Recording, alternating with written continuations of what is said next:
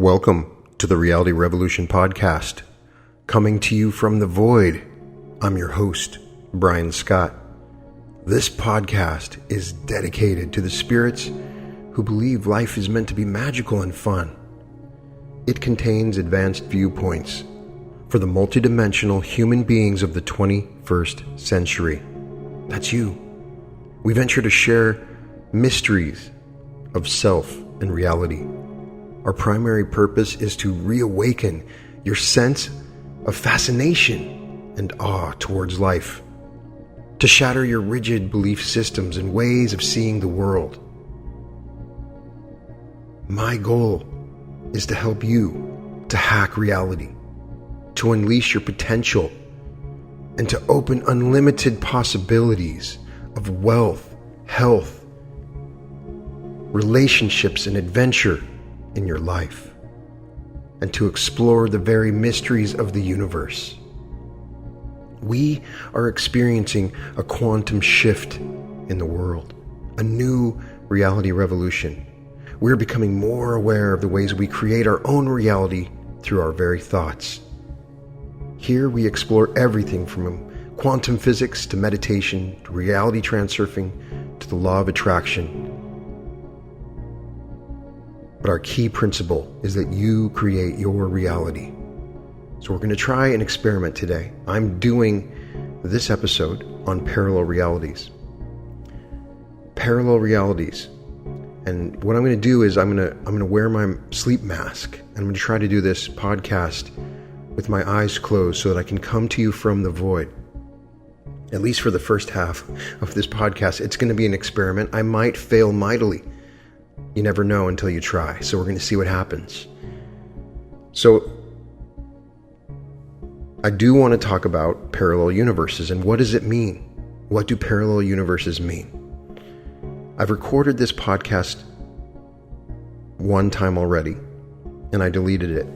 The first hour and a half was discussion of physics, string theory, vibrations, M theory, all of the different physics that's involved, the double slit experiment. And it went on and on with this information because there's so much research discussing the mathematics behind these physics is fascinating.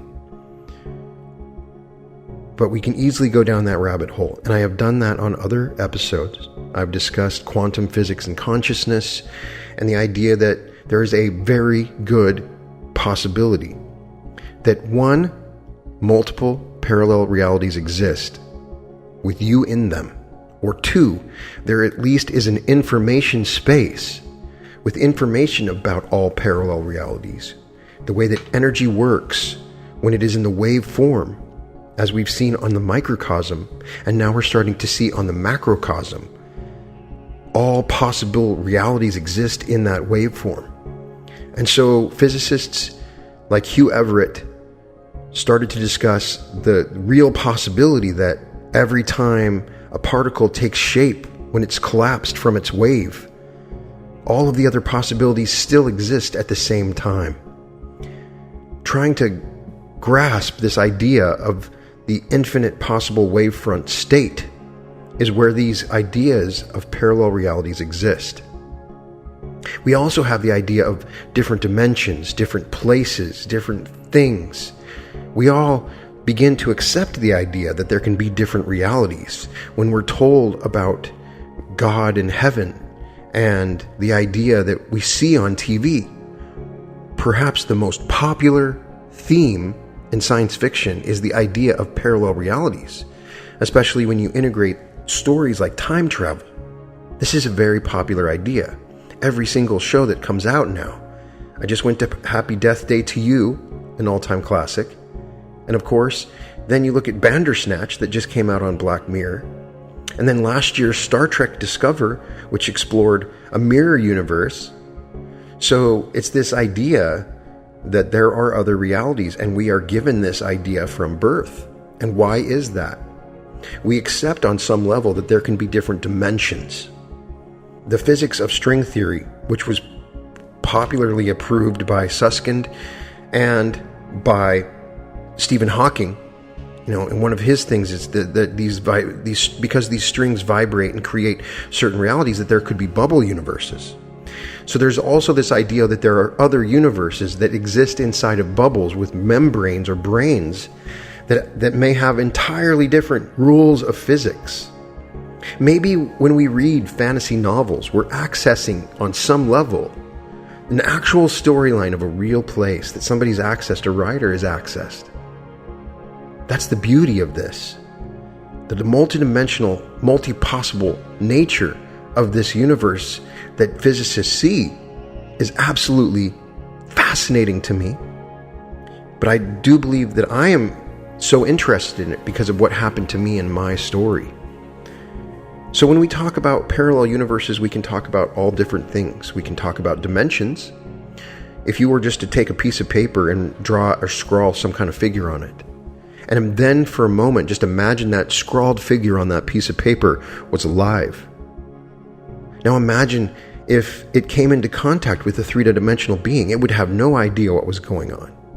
It would just simply say that we do not exist. Well, we know when you add time to this, then there is another dimension. Beyond that, the fifth dimension. What is it?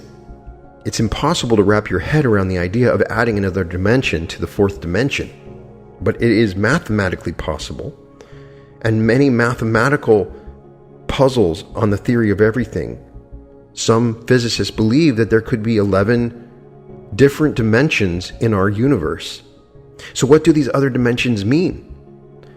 When we go down that rabbit hole, there's too many complicated mathematics for us to really discuss about it. But it is fascinating. And perhaps there are beings that are existing in these other dimensions. What do they look like? What do they feel like? Are they at all places at once? What is it like to be in those dimensions? Do we go to those dimensions? Are we from those dimensions? These are questions, of course, that we may know through whispers or been told or thought in some level of conscious state. But these are ideas that we're discussing today. The idea that there may be parallel realities. Now, the most interesting, if you look at the movies, perhaps in many ways, writers are exploring the ideas of parallel realities based on some level of subconscious knowledge or access to the void with all knowledge. So let's look at some of these. I mean, we go back all the way to Alice in Wonderland. And we fall in love with this story that she goes through the looking glass to this other dimension. Or, of course, The Wizard of Oz, where Dorothy is taken away by a tornado to what is literally another dimension where color is added beyond her own existence. And there's been stories in the Bible, and there have been stories in history of people that have claimed entrance into parallel realities. Many religions and philosophies are based upon these ideas. We may experience different movement through realities all the time, practically in our lives. If you've ever moved to a new town, or changed, or tried to speak a different language, where everybody is speaking a different language, or gone to a completely different job, or hung out in a profession that you have nothing to do with, and you stay there for a little while. I have done this and gone and hung out with a friend that worked at a factory. I've worked on a movie set. I've worked in a production studio. I've worked at a software company. I've worked at sales companies. And each one, while I was trying to work there, in some cases I was visiting, literally feels to me, in my body and mind, like a separate reality. Now, these realities may be existing in the same time as ours. But that's an example, an idea for you to embrace, that you can change your reality. You're on a certain lifeline right now. And the idea is to simply look at your life and look at how it's gone. And think about, for instance, how dreams work. Have you ever noticed a really detailed dream? And you're carried away into the dream as if you have no control over it. But the interesting thing about a lot of dreams that I have described to me or talked to people about is that they have scripts to them. And there's a script to these dreams. Now, we may be accessing through our dream state possible other realities or the information about other realities that actually exist in the world. It's just a crazy idea. Have you ever woken up in your dream? Well, it's an interesting idea. Imagine that we are in a dream right now. Still got my blindfold on, so doing okay. So imagine that we're in a dream right now. How would you wake up from that dream? You would ask yourself, you'd stop for a second, who am I? Where am I? What am I doing? Simple questions. Take control in that moment that you have some level of choice, some power in that second, and you become awakened. Now, I want you to try this as an exercise.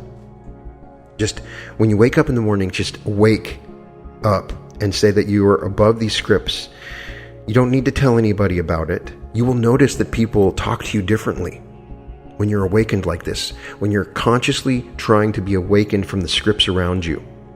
You will notice that you are treated differently, so many times in a good way. There's an interesting energy that occurs from this. It can be tiring. You have to continue to do it. Another thing that you can try doing that is interesting is asking yourself if you're awake. Are you awake right now, or are you sleeping? Now, lucid dreamers that really are into lucid dreaming claim that by doing this while awake, by doing habits that you do while awake, you dream about them. So you dream about things you do while you're awake when you dream. You may dream about driving in a car or watching a TV, but if you make it a part of your everyday habit, you ask yourself if you're awake, in your dream at some point, you're going to say, am I awake? And you will wake up. And in that moment, you can choose to do something like look at your hand or go look at a mirror or take the table in front of you and transform it into a snake. Or walk outside and start flying, because when you're in the dream, you have complete power and control over what you're doing. And you can break the script and create your own. And you'll notice that the outer world in the dream shapes itself around what you start to do. So imagine if we are in a similar state when we are awake, but it is much more difficult for us to wake up because that part of us that has control has been subdued over time, or we've lost it. So let's talk about parallel realities. So my story, one that I had that was incredibly profound and made me seek out the idea of parallel realities to see if parallel realities actually exist. I had left Denver and my girlfriend had decided to go back to her first love from high school. It was out of the blue, the mother of my kids. And our relationship felt like it had been great. There was no warning signs, at least in my mind, of course. I definitely created the whole situation myself. But what had happened is I was devastated. And the kids were going to move to Oregon with her, and I could fight it, but I decided that would make things worse. So this reality that I wouldn't be able to see my kids on a regular basis was devastating for me. And it just wasn't right for me to stay in Denver. I had friends in California, and I had a friend that had a house, and I moved to California. And I started to drink. And I lost hope. My business required me to work hours and hours for me to even keep it just barely functioning. I was so afraid of having anybody else do the work for me. So I did all the work myself. And so I would sleep for 6 hours. Because if I couldn't sleep for 8 hours, then I would not have enough time to do all my work. And I remember talking to my father on the phone, who I always spoke to, and he had started to get dementia at the time. And I had talked to him, and I was telling him how I had lost all hope, in tears, giving up on my life. What use was it? I'm sitting in my office, my posture is destroyed, my body feels like it's wearing away, and the stress of the situation. I had accumulated debt trying to make this business work, and I was paying $10,000 a month on a loan that was eating me, was destroying me, and the stress of this, and I couldn't see my kids, and I'd lost who I thought was the love of my life. And I'd lost so much. So I went back to drinking, and I'd lost despair. For a very long time in my life, I had meditated and I had focused on self-help, and I was a voracious reader, and I read thousands and thousands of books, but it was all in my head. I had not practiced properly, and this gave me an excuse to go off the cliff. And I remember reaching the lowest point where I had lost all hope, and I was like, there's a pool in the backyard. Maybe I could just jump in and not come back. And I'd given up hope on my life, and I had said that I couldn't do this. I called my sister, and she had helped me get through that night to the next day. And I said, well, when I woke up, I realized how close and terrible just even having those thoughts and how much I loved life. And I said, I need to change the way I think. I need to change my reality. But I felt hopeless. I felt there was no way. Where am I going to get the money? What am I going to do? I'm going to lose so much more.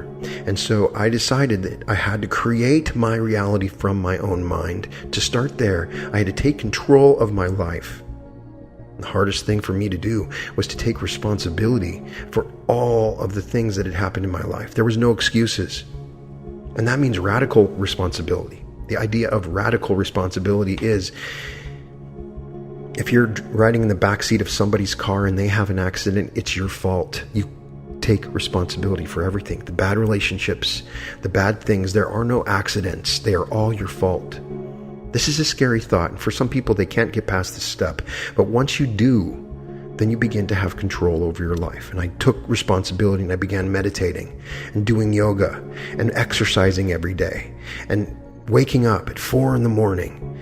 and changing my routine and building up a routine to build my energy, to cleanse myself. And I imagined becoming somebody that didn't drink to begin with. And I started reading Dr. Joe Dispenza and Frederick Dotson and Vadim Zeland, and started reading every single piece of text I could about meditation, metaphysics, the paranormal, magic, everything I could possibly get my hands on, anything that could promise me some level of sustenance. I prayed, and God was there, and God answered my prayers. But beyond that, this way of thinking, this way of understanding the world, gave me a shift that goes beyond just miracles on a spiritual level. Incredible things began to happen. I began to take my life back. I began to see the power of my decisions. I began to control my thoughts, and I hacked my subconscious mind. And I began to have things occur in my life on a regular basis that I had visualized down to the exact core. Houses that I lived in. And then I began a wonderful relationship. And my life was turned around. I found employees that took over responsibilities. I found new items that I could sell. I transformed my business. And I was making more money than ever. And I was also, at that same time, getting help with some of the work that I was doing. And it changed my business. And it changed my mind. And it gave me more time to focus on this. And I continue to do this over a very long period of time. I didn't stop meditating for an entire year. And I reached a point where I started experimenting with something called quantum jumping and parallel reality surfing. I have, of course, at that time read all of reality transurfing. As soon as I saw that it had come out, I began reading this. As soon as the translation was available, I've read the book multiple times. But also, Frederick Dotson's Parallel Universes of Self is a wonderful book. And Michelle's book, Traveling Through Parallel Realities, is also wonderful. And Cynthia Sue Larson's book, Quantum Jumping, and also Reality Shifting. And the more I started to read these books, I started to see a movement in self-help literature, this idea that we are actually maneuvering through parallel realities. And this was easy for me to understand on an intellectual level, but there was still a part of me that did not believe it. But I tried some of the meditations that were involved in quantum jumping, that in a book by Burt Goldman, and a set of DVDs I experimented with quantum jumping, which meant going into a guided meditation. Imagine jumping into an alternate version of yourself, be it an artist, a writer. And so I became an artist. And suddenly I felt like I had been an artist for centuries. I started to have dreams that I had gone through so much, and I started doing art on a level that I wasn't able to do if I had just done it. It was like an artist that was a part of me had become a part of me. And then I started to write.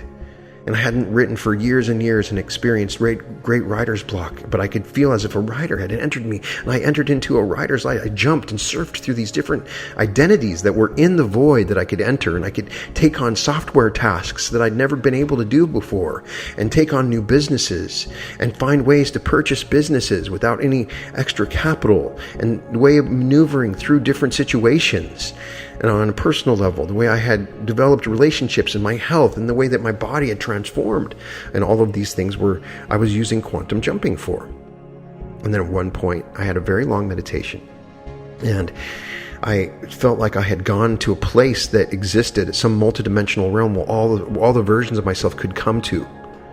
It was some place that was outside of time, where all different versions kind of have a convention and they hang out and they talk to each other. And there's different ones, and you go to the one that's closest to you, and there's a bunch of different versions. And I had saw all these different versions of my life branched off like tree into multiple endless possibilities. And it was almost like a graph. I could see the higher and lower I could go and the different decisions. Clearly it was information I couldn't access in full, and I gave it to my subconscious. But then I followed this, and I followed it, and there was a stopping point for most of the branches of my life. And it was a point where I was told, at this point, you could die. There's a point coming up in the future where you could die. But if you make the right choices, you can move on and have a wonderful life. But if you find this out, you have to take this information that you have and spread it and teach it so that you can allow other people to overcome certain circumstances that they have in their future lifelines in their life. That's at least what I had felt. And I didn't understand it. In my mind, as a science fiction fan, this was just science fiction. So I just accepted this as a cool idea I might write someday for a science fiction novel. But then I had this crazy incident in my house where I was celebrating the Broncos had just won the Super Bowl. Someday I will own the Broncos. I state that as my intention. It may be a long-term goal, perhaps in my 60s. But it will be something that will happen. I will own the Broncos. They're my team, and I report them. And I'm grateful for the times I've gone as a season ticket holder. And if you're out there listening and you're not a Bronco fan, it's all good. It's all good. It's just a pendulum that I had been on. But my Broncos had won the Super Bowl. So it's the day after the Broncos had won the Super Bowl, and it had been a wonderful day. And you end up watching your team and all the news that's coming out, and try to get an idea of what everybody's saying, because your team might not win the Super Bowl again or for a very long time. So you soak it in. You sit there and soak your team winning, because my teams usually don't win championships or Super Bowls. Of course, the Broncos have won a couple times, but it'd been a while, so I was excited. And fortunately, because the Broncos had won the Super Bowl, was the perfect day for this to happen, because I was laying on the couch. So that very night, I had a home invasion in my house. And I was laying on the couch, and they had jumped through the backyard. The backyard was set next to a park, and there was a pool, and there was 2 back porch sliding doors. You could go into the bedroom, and you could go into the living room from the backyard. And they could look into my room. I'm sure that I wasn't, I had the back doors open without the drapes being shut, because I was carefree and happy in that moment. I'm sure they looked into the back bed and they saw that the bed was empty. And they assumed that perhaps I wasn't there. The light was off in that room. So they entered in through that room. I had not locked it because I hadn't thought about locking the back door. And so they entered in through the room and started to take stuff out of the house. And I was laying there on the couch at 4 a.m. And I hear a creak on one of the doors, the sliding door to the living room. I had never really oiled it, and it was very loud when you opened it up. So I got up and I went out and looked, and there was this person standing there with a gun pointed at me. And I just immediately shut the door, which was very hard. It was kind of stuck, and I slammed the door shut, and I could hear the gun go off. And it wasn't your normal gun. It was a .22, so it went pop, pop. But he continued to shoot at me. And I could hear the bullet hit the glass, because it was a double pane glass. And it went tsh, tsh. And I started to run, and I could feel the bullet bounce against my back. But something felt it like it bounced. I mean, the idea of a bullet bouncing was this crazy thing, but something clearly hit my back. And so my first thought was, did it go through? And I looked down, but I am running away. And I'm thinking, I've been shot. And I turn and run to my bedroom. And there's somebody else in my bedroom with a gun pointed at me, and he fires immediately. And the bullet whizzes by my face, and I could feel the heat of it. And I feel another bullet whiz above my head. And I can feel all the wall coming out against me. And as I run, I hear another bullet and it goes across my shoulder. Of course, my mind goes to weird places in these moments, and I'm ashamed of it, but I'm like, this is like the Matrix. And part of me probably thought that I was dreaming because it was so surreal and so unusual. And I ran to the garage. I had my phone on because I had been laying on the couch, and I called the police. And then they came and we went back inside, and the people had been gone. I don't know how long they had been there. They had taken my wallet and some other things. But they looked at me and they said, you need to go to the hospital. Something's going wrong. It looks like you've been shot in your back. There's blood right there. So I was more concerned about where my wallet was, and I was really concerned about my cat because the door had been open. I wanted to make sure my cat was there. I wasn't thinking about what had happened. In that moment while it happened, the interesting caveat is, I heard a voice that said, get up. And I heard a voice as I started to run away. And I could see all these things laid out before me. Different places where I had been shot and laid in a pool of blood. If the .22 had hit my body and gone through, it would have torn up my body because the small bullet would have gone through and just torn it up. But I could see all these different versions of myself in that moment, and I didn't know what was going on, and I just kind of blew it off as some weird, shocking, traumatic imagery that had occurred in that moment of fear. But then I had come back, and I went to the hospital, and they said nothing went through, and I was able. They had torn my clothes off, and I just had the paper gown, and then they sent me away, and they said, well, there's nothing else we can do. So got into an Uber at the hospital, and they drove me back to my house.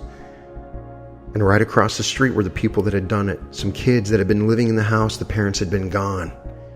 And there was a hostage situation at the house. The street had been taped off, and I couldn't get into my house. And I was standing there in the paper, and I just remember having this feeling of gratitude wash over me, knowing no matter how ridiculous my situation was, I was still alive. And I had been given a second chance. And I had to earn the second chance that I had been given. Of course, there was that part of me that felt guilty. I didn't deserve to have this second chance, but I was still around. Perhaps I shouldn't attribute meaning to it, but I couldn't help it because I felt like something incredible had happened. But the thing is, as the days went forward, I saw so many changes in the world around me. New fast food places that looked like they'd been there forever. New movies had shown up, which I always know all the movies that come out. These are little things, but my kids were completely different. There were different objects in my home that I had never seen. I had friends call me and act like they had known me very well, that we had talked all the time and referred different phone calls. I saw accounts that I had on my computer that I had never got. I saw charges on my bills that I'd never charged. I had a list of things that were completely outside of my reality. But of course, your mind is going to tell you that this stuff is normal. And so I assumed that I had some kind of memory problem. My dad had gone through dementia. Maybe I was starting to have dementia. Or maybe I had lost my memory or some kind of post-traumatic stress disorder that was occurring.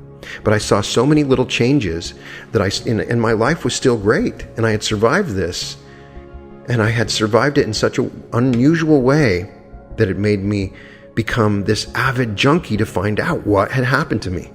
Did I go through a parallel reality? And so I went back and read all these books, and I started to talk to physicists, and I started to study quantum physics because I need that part of my brain to tell me that this is real, that this is possible, that this is likely, that this can happen. Was I just playing around with something that had gotten me in trouble? Maybe perhaps we travel through parallel realities with every decision that we make. And according to the multi-worlds theory, they all exist possibly in the same place as ours. The question is, can we travel to these alternate universes? Do we have access to information from them? Is this a real thing, or am I insane? And so I studied this, and I experienced it, and I meditated about it, and I tried everything that I possibly could. Could I medically create my movement into a parallel reality? Of course, I had experiences in college where, there's different experiences that you have, because of certain drugs that you try or experiment with.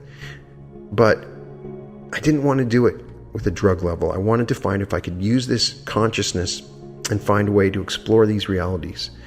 And so I went back to these meditations and started experimenting with them again. But I wanted to find out what was going on. So I tried to write about it, and it became difficult. It's difficult to talk about. When I put this question up on Facebook, everybody brought their own thing to it. Of course, one person said they've never been proven. It's just metaphysics, and it's just idle discussion, and it's ridiculous. And people have claimed that they have experienced going through parallel realities, going and experiencing parallel realities, where they've had different people say that they've met before. And clearly there's something to this. There's a movement in literature where people are studying the way these parallel realities work and the idea of it. So imagine that you're in a movie. Imagine that you're in a movie. Now, a movie is 24 shots per second for the movie to work. And imagine, when we look at the holographic universe, that it actually has a frame rate just like that. It's 9 million shots per second. And we are in one single second encapsulating the frames of 9 million bits of information. So this idea that you can shift into a reality because of 1 second can entail 9 million frames. And that's a lot of frames for a single movie. And so the power of these individual decisions carried out over a longer period of time, more and more will guide you to these realities. The many worlds theory, physics, Michio Kaku, who's written a book about parallel realities, talks about string theory and examines the true ability of parallel realities to exist. Then there's Brian Greene, another physicist, who discusses the idea of parallel realities. We've all looked in the mirror when we're in the dressing room that reflects another mirror of yourself that goes on into infinity. And you imagine all those different realities all existing. Imagine if they were all separate places that different people could go to. The idea is enticing to think about. Great, incredible movies have come out, like Fringe, one of my favorite TV series, where they're exploring another universe. If you read anything by Philip K. Dick, almost every one of his books is about traveling through parallel realities. A great TV series was Sliders. Sliders imagined scientifically of people moving through different historical realities or different things that happened in history. The Man in the High Tower. There's so many different examples. When I get you to start thinking about these ideas, it's pretty crazy. It's pretty incredible. And why is there so many science fiction out there talking about, why is there so many writers out there talking about parallel realities? I believe when stories are written, they're coming from a fabric of the consciousness that is access to information. And I believe that these parallel realities exist. And the idea is we have access to these realities. We can get information from the future and past. More and more, according to Fred Alan Wolf's book, The Mathematics of Quantum Physics, is now elaborating that the future can affect the present. That we have effects on the present. And studies have been done that have shown when major accidents occur, that less people get on the train, or less people get on the plane, or less people go into that building that goes down. Because we, for some reason, sense that in some other reality, we have access to the fact that that plane had crashed or that train had crashed. And it's statistically significant. Statistically significant. I have my blindfold on, but I did cite this in the first podcast. There is a statistical significance when these accidents happen and less people are involved in them. And people have said, I just got a feeling and I didn't get on. Winston Churchill in the war, interestingly, he survived several times because he went up to the door to get in a car and then decided, nope, not going to do it. Walked around to the other side of the car. A bomb hits, destroying that side of the car. That's an example of intuition that we get. We get feelings all the time. There are psychics out there that do have intuitions. You've had intuitions about people, about places that you've been, and it may be accessing parallel realities that exist. According to a Cambridge study, a scientific journal discussed the idea of positronic wave fronts, where when you imagine time as one place that exists where all time is happening, and you throw a pebble into that lake of time, when it goes out into a circular motion, waves go backwards in time. So I'm giving you another exercise to try. What I want you to do is to try to send yourself messages into the past.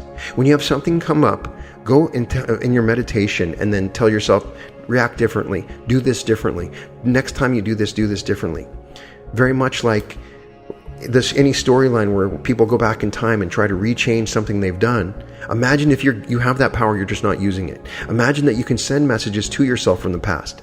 Imagine visualizing things that have happened from the past and watch the effect.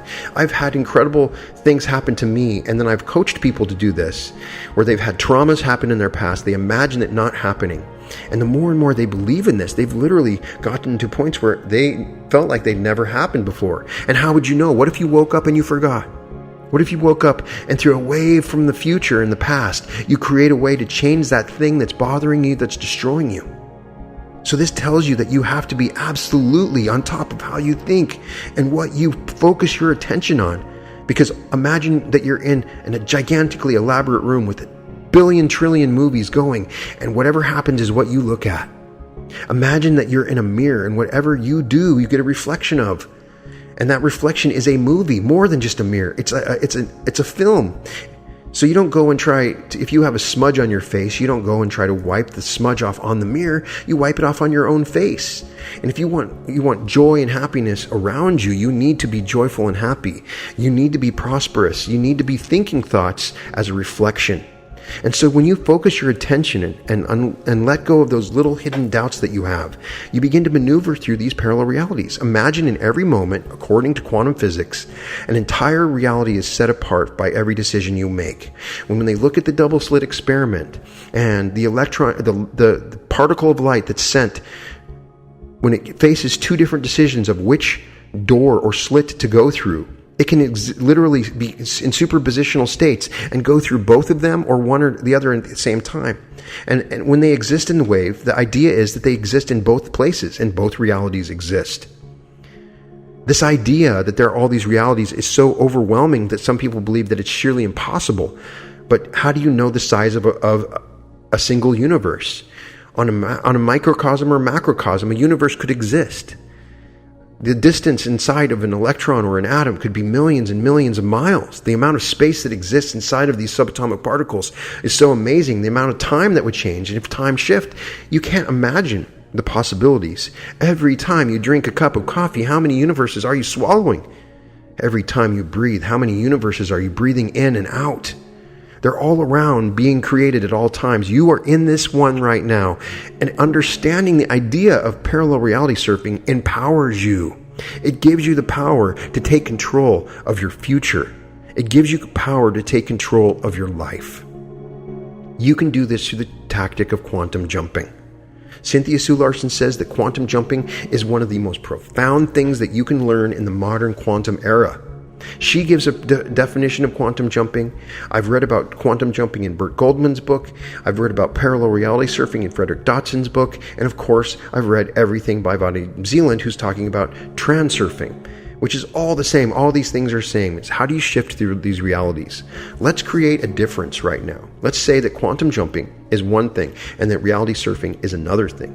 Reality transurfing is based on the basic ideas of Vadim Zeland, where he integrates the ideas of importance, coordination, waves of luck, pendulums that pull you into certain directions, and taking care of these particular controls. And the idea of using intention and making a choice are the ideas that are powerful with transurfing. Frederick Dotson talks about the different ways that you can become these and how easy it is using his pure technique. All of these different techniques are very powerful. Kevin Michel has the ideal preferred parallel reality and finding a way to shift the frame, that little moment, getting access to that one of 9 million different frames and getting access to the point in between where you change the ideal next frame is his particular program. And I'm saying that we can utilize all of this information. The key thing that we understand from physics is that you can do a quantum jump if you create enough energy. So when they look at the way that these clouds of electrons will move, they will move when they are given enough energy. So the idea is you can do a quantum jump, if you gather enough energy in your body. So part of this is a meditation that occurs after you've generated enough meditative energy. But the idea of reality, moving through realities, is very simple one. I would say the greatest reality surfer alive today would be Tim Ferriss. Look at the example that he gives of the 4-hour work week and designing his lifestyle. But one of the main books that he's most interested in is vagabonding. The idea that you can travel anywhere, you can travel on the cheap, you can travel for long periods of time, and he's constantly being spontaneous, moving, living in other countries, learning new skills, constantly adapting, acquiring, interviewing different people in different fields, and learning how to learn and change his way of thinking constantly and quickly. He is the ultimate reality surfer. We don't need to talk about the physics of reality surfing. So what I'm saying is, from now on, I've established my belief that parallel realities exist, that physics show that they exist in multiple different venues, that you do not need to believe they're real or not, that we have access to the information of them. And by thinking in these idea of parallel realities, we can surf our way to incredible futures. And it really does open up unlimited possibility if you access the mechanism for creating your own intentions. And that's what we're trying to do. I recommend, when you get a chance, to check out my void meditation. If you haven't checked it out, check out the void meditation. I try to give an example of how one technique of quantum jumping. I integrate a breathing technique with one of Dr. Joe's void meditations, and a combination of the basic void meditation that's used in Buddhism, and the idea of going to the void. And when you go to the void, you become open and access all the different possibilities in that information space. Once your life changes, here's the thing I think that happens. People, their minds are simply unable to take huge changes that occur in a reality. So if you see some massive, entirely bizarre change, where, if you woke up in a reality where everybody spoke a different language, like one of the classic Twilight Zone episodes where a man wakes up and the language is different, dog doesn't mean dog anymore, you would go insane. And there's probably a power for your consciousness just to slip back, and you would be able to go back to the conscious. Maybe I changed this parallel reality for myself, because in the other ones I was dead and I had no choice but to exist here. And so my consciousness had to accept these crazy changes. This is all very fascinating. Now, I've just taken my mask off because I want to go a little bit further here. But Cynthia Sue Larson, who actually did surveys of people that looked at these reality shifts, found that 45% of the people in her survey had seen people, animals, and things disappear. 15% had seen objects travel distances or teleport. 33% of all people in the survey had seen people, plants, and animals disappear. 27% had seen dead people, animals alive again. 14% in the study had noticed reality shifts on a daily basis, and 23% noticed reality shifts weekly. 21% notice reality shifts monthly, 8% reality shifts annually, 25% notice reality shifts very rarely, 6% don't notice them at all. That's a very large percentage of people that witness reality shifts. So what I'm saying may sound insane, but according to statistics, a statistical survey by physicist Cynthia Sue Larson at the University of Stanford, people are actually noticing reality shifts. In her book, she talks about witnessing a sundial on campus literally appear with her friend, and they both saw the sundial appear. This happened because perhaps she had jumped into a different reality. I argue we are collapsing waves that are coming in from the future. When we sense these waves, we are both creating and we're also sensing other possible variations and maneuvering through these realities. As Eddie Vedder says, riding high amongst the waves, I feel like a soul that has been saved. I can see the light coming through the clouds and rays. So maybe these other universes disappear. Who knows what happens to them? But the idea is, once you've accessed the void, once you've gone into these realities, you need to take this stuff seriously. I wouldn't just play around with it. You could have something crazy happen. Create realities that you truly want. Understand that the quantum material of the universe is very, very powerful. So I was going to tell you the story about Lorena Garcia on Reddit. And it's been discussed with numerous articles. You can look up, I'll maybe see if I can leave the link, but on July 16th, Lorena Garcia, a woman by the name of Lorena Garcia Gordo, posted a comment in an online forum saying she'd woken up in a parallel universe, a world not unlike the one she had left before going to sleep. However, small inconsistencies in various aspects of her life began to convince her she was in fact living in an alternative reality. The bed sheets were different, which disturbed her, and a completely different set of bed sheets. The colors were different. And then she said that she went up to her job and that the car was in a different spot than she had left it the night before, and she had never parked there, and her boyfriend had split up. She had not split up with her boyfriend, and she started to go to the office, and the office was completely different, in a different room, and she became lost. And then she found her office was in a different place, and she, of course, went insane. She checked her ID, and they all reflected the right information, but she thought maybe something was medically wrong with her. And so she went to the doctor's office, and she had no alcohol or drugs in her system.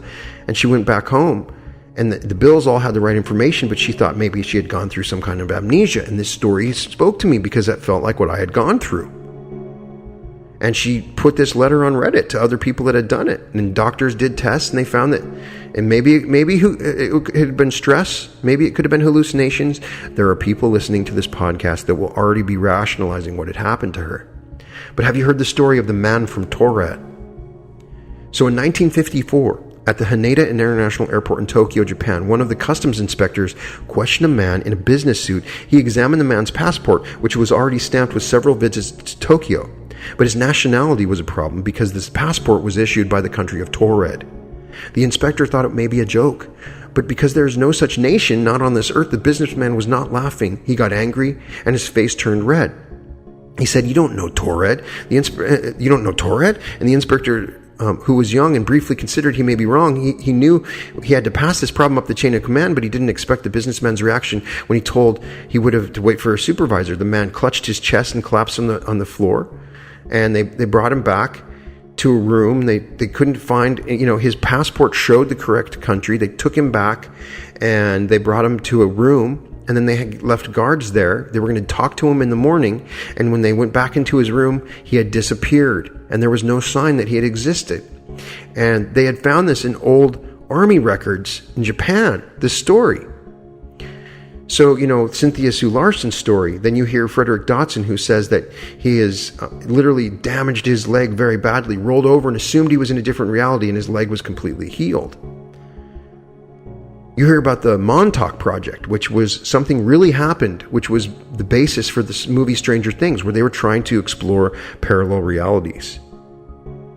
You look at YouTubers that are talking about jumping through parallel realities by drinking water and loading them with different intentions and combining them, the quantum water jumping technique, and then claiming they had gone to different universes. The other interesting thing is the Mandela effect, that Mandela had died in prison in the 80s. And one that's very noticeable to me is the Berenstain Bears. It was never Berenstain, S-T-A-I-N. It was always Berenstain Bears, E-I-N. But according to them, it's always been the Berenstain Bears. Or that Ed McMahon was never the spokesperson for the Publishers Clearinghouse. Well, I remember that he was the spokesperson for the Publishers Clearinghouse.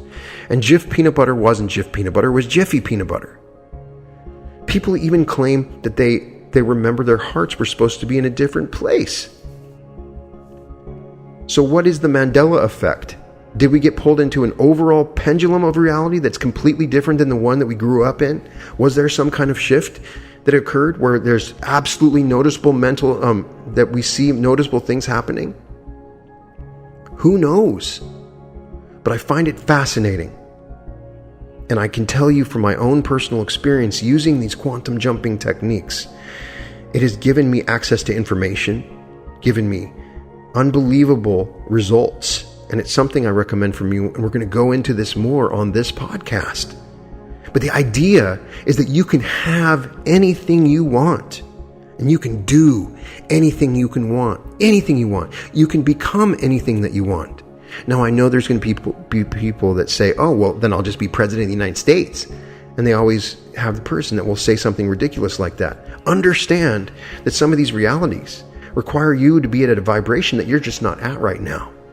There's a exploration that occurs when you start to explore the idea of maneuvering through these realities. And you may have to go through a process, a transition, a transitional surfing period like transurfing. But the idea is it is possible.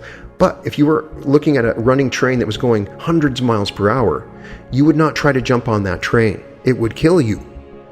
There's possibility that maneuvering into some parallel realities could be terrible, and by focusing on certain things, it could take you to your worst possible reality. By establishing importance, then you can get pulled off, because the potentials that exist in those realities actually cause an energy pulling you into the opposite of what it is you want. So there's a balancing effect, just like the Chinese finger toy. The more you pressure yourself to move into one direction, sometimes you get the opposite effect. So what we're trying to go is on next level. Take this to the next level. Understand the reactionary movements and get control of the way our subconscious and our own minds are interacting with these fields, which may be multidimensional. We're going to learn how to lucidly dream and control our own lives, and we should talk about these as experiments. Please go to my website, therealityrevolution.com. It will be up soon, I promise. You can also go to the Facebook group, The Reality Revolution, and share your stories. And I think the more that we share our stories of traveling into these alternate realities, the more that we can truly learn about it. Yes, parallel realities exist. How do they exist? Nobody will truly be able to know. But if you accept that there is results that can occur from maneuvering through these parallel realities, and you experiment with these ideas, not accepting them completely, but coming to them with an open mind, this could literally be the thing that changes your life, that helps you to overcome whatever health problem you're having, or helps you to find the love of your life that you weren't looking for in the right way, that helps you overcome serious problems with your business, that helps you write the world that you live in to create it as you want. Because you can create your own reality. To find the pleasure in that is a wonderful thing. Imagine the possibilities before you. Create your own bliss. Incredible lifestyles of incredible things. Traveling the world. Seeing the adventure and sharing the love that you truly deserve, and that is in my heart to share with you. I want to take the knowledge that I have and share this with you and show you the power that you have over your life. You can do anything, you can be anything, you can have anything. Please let me give it to you. If you open yourself to these ideas and create a daily program, and we will create one together. I have a 77-day program that we're going to be coming out with in 2 months. I'm doing it for the second time, and I'm so excited about it, and it will help you maneuver through these realities. But in the meantime, please feel free to email me at any time at brian@advancedsuccessinstitute.com. You can find me on Facebook at Brian Scott. You can also find me on Instagram. I would love to hear what you think. I would love to hear your experience with the void meditation. With great love, thank you for joining the Reality Revolution. Revolution. Revolution. Revolution. Revolution. Revolution.